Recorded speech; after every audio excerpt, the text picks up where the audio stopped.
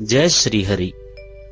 सावर्णी मुनि की पुत्री तुलसी देवी अपूर्व सुंदरी थी।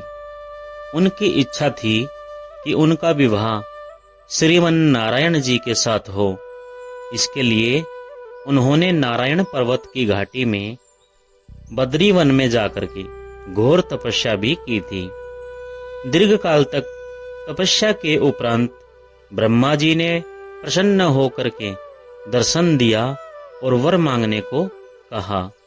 तुलसी देवी ने कहा, सृष्टिकर्ता ब्रह्मदेव, आप अंतर्यामी हैं, सबके मन की बात जानते हैं, फिर भी मैं अपनी इच्छा बताती हूँ। मैं चाहती हूँ कि भगवान श्री नारायण मुझे पति रूप में मिले। ब्रह्मा जी ने कहा, तुम्हारा अभीष्ट तुम्हें अवश्य मिलेगा। अपने पूर्व जन्म में किसी अपराध के कारण तुम्हें शाप मिला था। इसी प्रकार भगवान श्री नारायण के एक पार्षद को भी दानव कुल में जन्म लेने का शाप मिला है। दानव कुल में जन्म लेने के बाद भी उसमें नारायण का अंश विद्यमान रहेगा।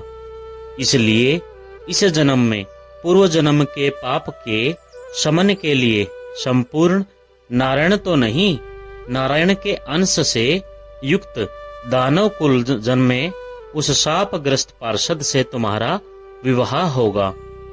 शाप मुक्त होने पर भगवान श्री नारायण सदा सर्वदा के लिए तुम्हारे पति हो जाएंगे। तुलसी देवी ने ब्रह्मा के इस वर को स्वीकार किया, क्योंकि मानव कुल में जन्म के कारण उसे मायावी भोग तो भोगना ही था।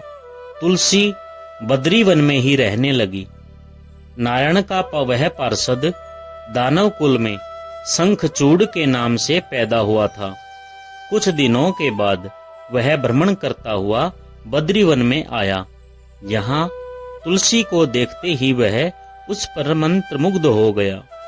तुलसी के सामने उसने अपने साथ विवाह का प्रस्ताव रखा। इतने में ही वहां ब्रह्मा जी भी आ गए और तुलसी से कहा कि तुलसी देवी, शंखचूड़ को देखो, कैसा देवोपम इसका स्वरूप है। दानव कुल में जन्म लेने के बाद भी लगता है जैसे इसके शरीर में साक्षात नारायण का वास हो। तुम प्रस्ताव को सहर्ष स्वीकार कर लो। तुलसी को भी लगा कि उसकी तपस्या पूर्ण हुई है, उससे इच्छित फल मिला है। शंखचूड़ के साथ उसका गांधर्व विवाह हो गया और वह शंखचूड़ के साथ उसके महल में पत्नी बनकर आ गई। शंखचूड़ ने अपनी परम सुंदरी सती साध्वी पत्नी तुलसी के साथ बहुत दिनों तक राज्य किया। उसने अपने राज्य का इतना विस्तार किया कि देवलोक तक उसके अधिकार में आ गया। स्वर्ग का सुख भोगने वाले देवताओं की दशा भिखारियों जैसी हो गई। शंखचूड़ किसी को कष्ट नहीं देता था, पर अधिकार और राज्य छिन जाने से सारे देवता मिलकर ब्रह्मा, विष्णु और शिव की सभा में गए तथा आपत्ति सुनाई। ब्रह्मा जी ने कहा, तुलसी परम साध्वी है, उसका विवाह शंखचूड़ से मैंने ही कराया था। शंखचूड़ को तब तक नहीं हराया या मारा जा सकता जब तक तुलसी को न छला जाए। विष्णु ने कहा, शंखचूड़ पूर्व जन्म में मेरा पार्षद था। शाप के कारण उसे दैत्य कुल में जन्म लेना पड़ा। इस जन्म में भी मेरा अंश उसमें व्याप्त है। साथ ही तुलसी के पतिव्रत धर्म से वह अजेय है। फिर देवताओं की सहमति से भगवान शिव ने शंखचूड़ के पास संदेश भेजा कि या तो वह देवताओं का राज्य लौटा दे या फिर उनसे युद्ध करे। शंखचूड़ शंकर जी के पास पहुंचा। उसने कहा, देवादिदेव, आपके लिए देवताओं का पक्ष लेना सही नहीं है। राज्य बढ़ाना हर राजा का कर्तव्य है। मैं किसी को दुखी नहीं कर रहा हूँ। देवताओं से कहिए कि वे मेरी प्रजा होकर रहें। मैंने आपका भी कोई अपकार नहीं किया है। हमारा आपका युद्ध शोभा नहीं देता। अगर आप हार गए तो बड़ी लज्जा की बात होगी।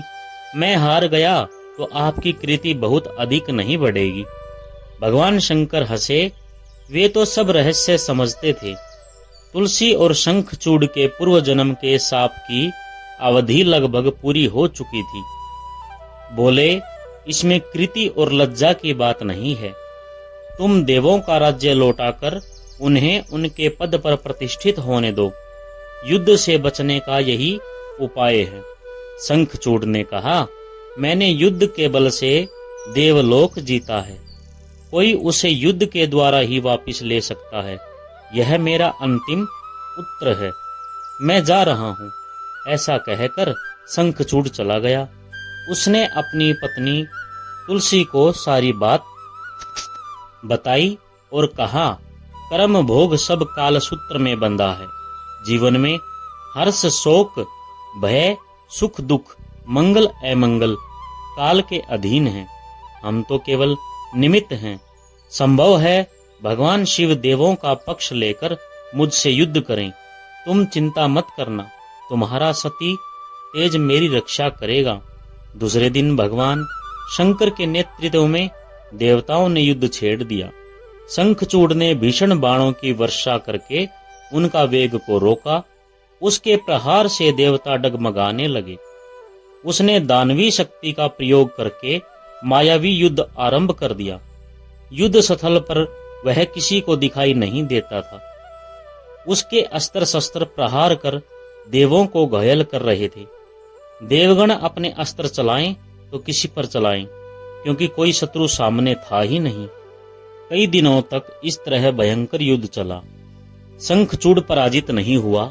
तब शिव ने विष्णु से कहा, विष्णु कुछ उपाय करो, अन्यथा मेरा तो सारा यश मिट्टी में मिल जाएगा। विष्णु ने सोचा, बल से तो शंखचूड़ को हराया नहीं जा सकता, इसलिए छल का सहारा लेना होगा। उन्होंने तुरंत अपना स्वरूप शंखचूड़ जैसा बनाया और अस्त्र शस्त्र से सज्जित हो तुलसी के पास आए। बोले, प्रिय, मैं युद्ध जीत गया। सारे देवता भगवान शंकर समेत हार गए हैं। इस खुशी में आओ, मैं तुम्हें अंक से लगा लूं। पति को प्रत्यक्ष खड़ा देख तथा विजय का समाचार सुन वह दौड़कर मायावी शंखचूड़ के गले से लिपट गई। इस प्रकार पति पत्नी दोनों ने आलिंगन हो खूब खुशी मनाई। पर पुरुष के साथ इस प्रकार के व्यवहार से उसका सती तेज नष्ट हो गया।